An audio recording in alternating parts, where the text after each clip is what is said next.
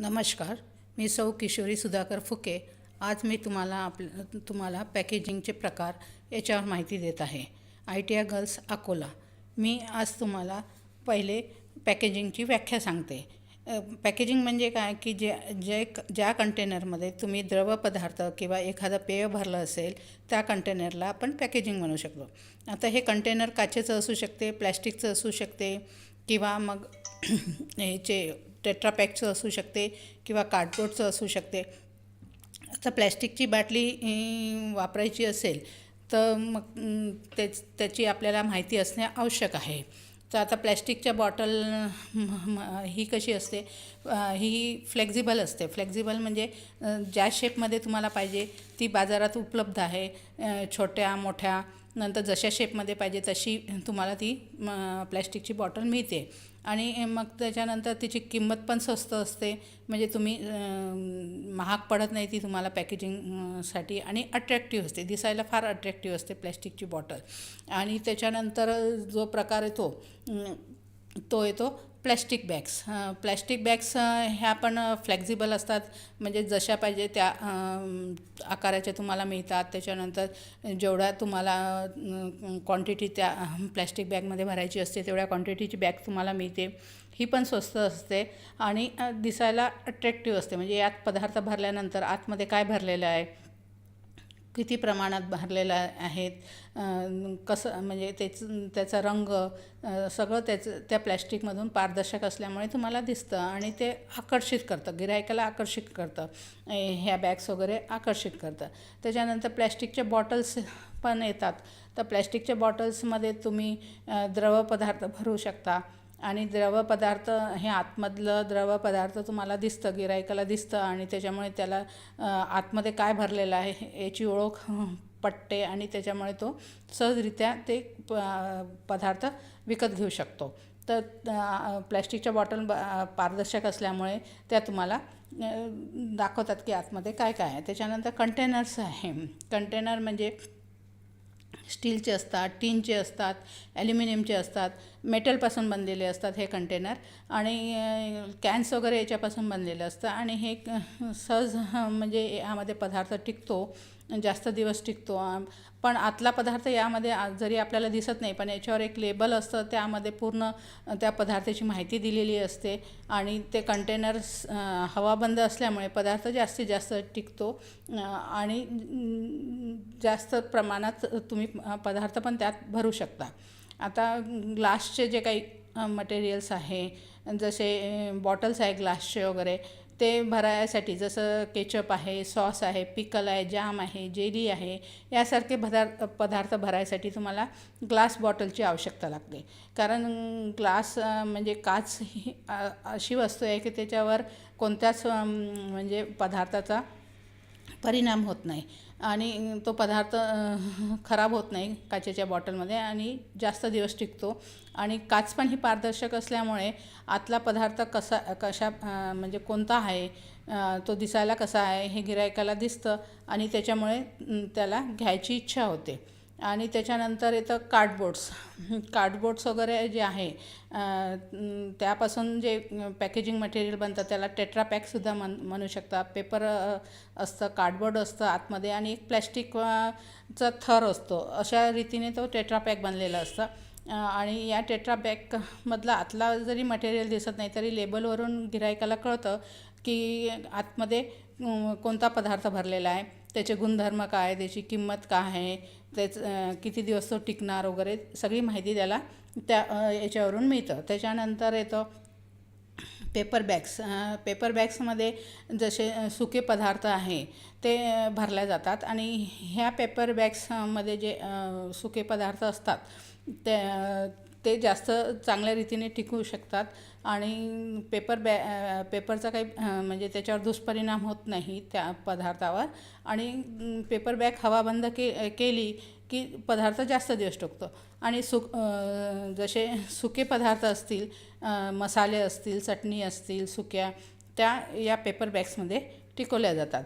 आता हे प्लॅस्टिक जे आहे, प्लॅस्टिक म्हणजे किती प्रकारचं मिळते. तर एक आहे हाय डेन्सिटी पॉलिथिन नावाचं प्लॅस्टिक आहे. हाय डेन्सिटी त्याला शॉर्ट फॉर्ममध्ये HDPE असं म्हणतात. आणि याच्यामध्ये सहसा दूध, ज्यूस हे भरलं जातं.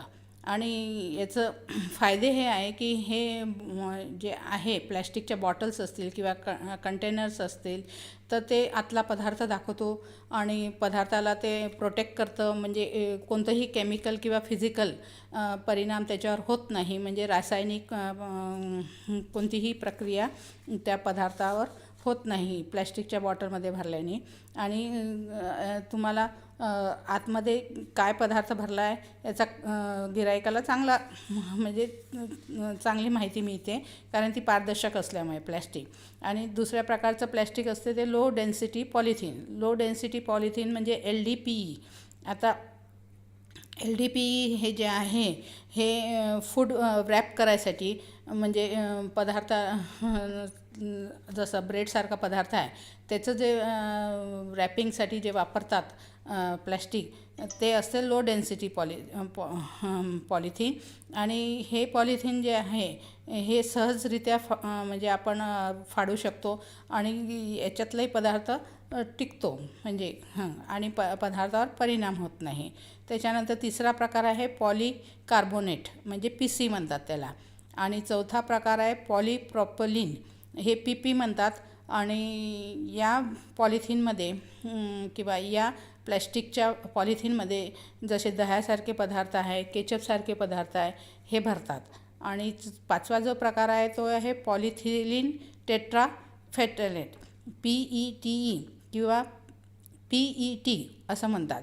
आता हे जे पॉलिथिन आहे किंवा हे जे प्लॅस्टिक आहे हे लाईट वेटेड आहे, म्हणजे हलका आहे, सेफ आहे. म्हणजे तुम्ही कोणताही पदार्थ त्यात भरला तर काही दुष्परिणाम होणार नाही. आणि इझी टू रिसायकल म्हणजे तुम्ही ते रिसायकलिंग करू शकतात, म्हणजे परत त्याचा उपयोग केला जातो. आणि हे जे पॉलिथिन आहे PET यामध्ये तेलासारखे पदार्थ, नंतर पाण्यासारखे पदार्थ किंवा जाम जेलीसाठी हे उपयोगात आणतात. म्हणजे PET ह्या ज्या बॉटल्स येतात बाजारात त्यामध्ये जाम भरल्या जातं, जेली भरल्या जातं. आपली बिस्लरीची बॉटल असते ती PET बॉटल आहे, तो प्लॅस्टिकचा एक प्रकार आहे. ते प्लॅस्टिक चांगलं असतं आणि उत्तम असतं.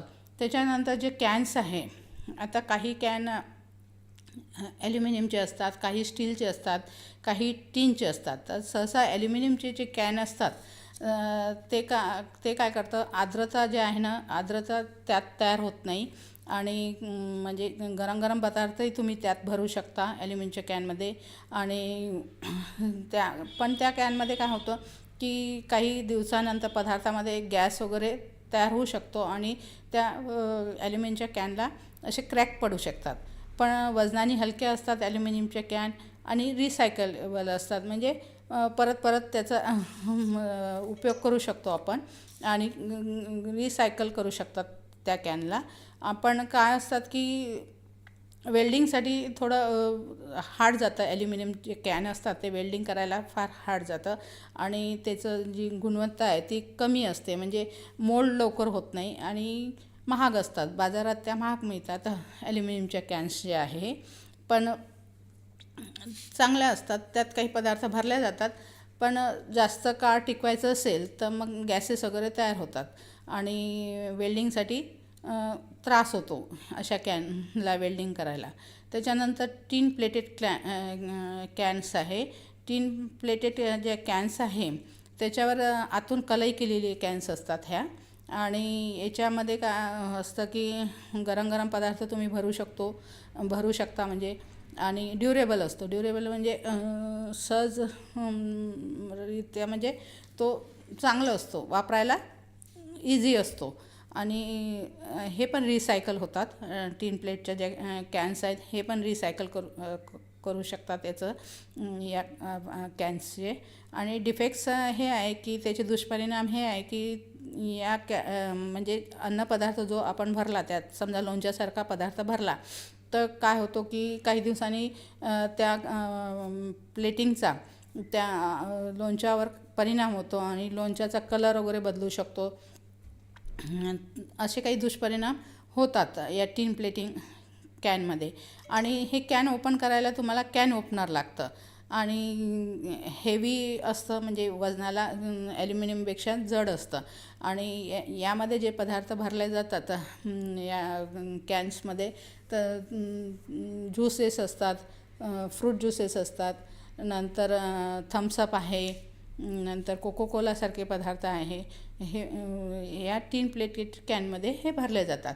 आता हे ग्लास जे आहे, ग्लासचे जे मटेरियल आहे, ग्लास मटेरियल जे आहे, हे पॅकेजिंगसाठी जे उपयोगात आणलं जातं, तर हे उत्तम आहे.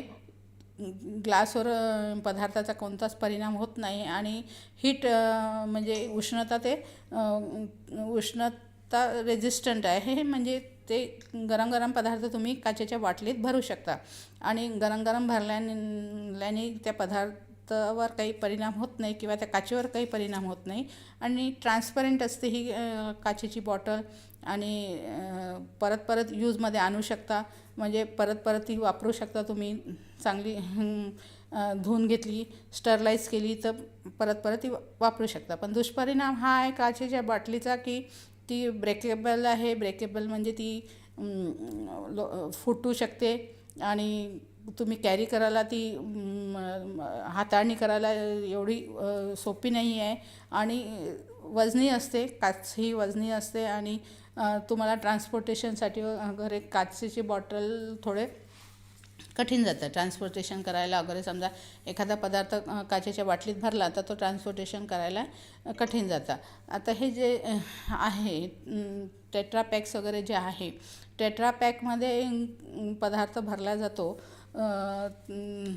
त्या पदार्थ म्हणजे टिकतो, जास्त काळ टिकतो. आणि टेट्रापॅक्स जे बनवले जातात ते पेपर, त्याच्यानंतर एक ॲल्युमिनियम फॉईल असते, त्याच्यावर कार्डबोर्ड यापासून बनवतात ते. आणि चांगली असते वापरायला, लाईट वेटेड असते आणि त्याची म्हणजे टिकविण्याची क्षमता जास्त असते आणि त्याची किंमत कमी असते आणि तुम्ही परत वापरू शकता त्याला. म्हणजे ही जी पॅक आहे ही वापरू नाही शकत तुम्ही परत, सॉरी, पण ही किंमत वगैरे कमी असते आणि हाताळणीसाठी म्हणजे सोपी असते. त्याच्यानंतर जे याच्यामध्ये जे मॉइश्चर म्हणजे आर्द्रता वगैरे तयार होत नाही आणि लाईट वेटेड असते आणि तुम्ही ती लवकर म्हणजे त्याचं त्या टेट्रापॅकला सहजरित्या तुम्ही ओपन करू शकता आणि सहजरित्या तुम्ही त्याचा उपयोग करू शकता आणि टेट्रापॅकमधले पदार्थ टिकतात. तर अशा रीतीने हे प्रकार आहे पॅकेजिंगचे. आपण जे फूड प्रोडक्ट्समध्ये हे प्रकार जे वापरतो पॅकेजिंगसाठी, ते आहे प्लॅस्टिक, मेटल, ग्लास, कार्डबोर्ड्स आणि पेपरपासून बनलेले पॅकेजिंग मटेरियल असतं. आणि सहसा आपण प्लॅस्टिकच्या बॉटल्स वापरतो जाम जेलीसाठी किंवा काचेच्या बॉटल वापरतो. तर जाम जेली गरम भरायची असते तर काचेचीच बॉटल वापरणे योग्य आहे आणि सिरप्स वगैरे जर भरायचं असेल तर ते प्लॅस्टिकच्या बॉटल्स वापरू शकता तुम्ही. स्क्वॅश सिरपसाठी प्लॅस्टिकच्या बॉटलचा उपयोग केला जातो आणि जाम जेलीसाठी काचेच्या बॉटलचा उपयोग केला जातो. आणि जे टीन प्लेटेड कॅन्स आहे त्याच्यामध्ये कोको कोला, थम्सअप यासारखे पदार्थ भरले जातात. आणि याचं टेट्रापॅकमध्ये दूध येतं, नंतर लस्सी येतं, दही येतं, हे सहसा टेट्रापॅक्समध्ये येतात. तर अशा प्रकारे हे पॅकेजिंग मटेरियल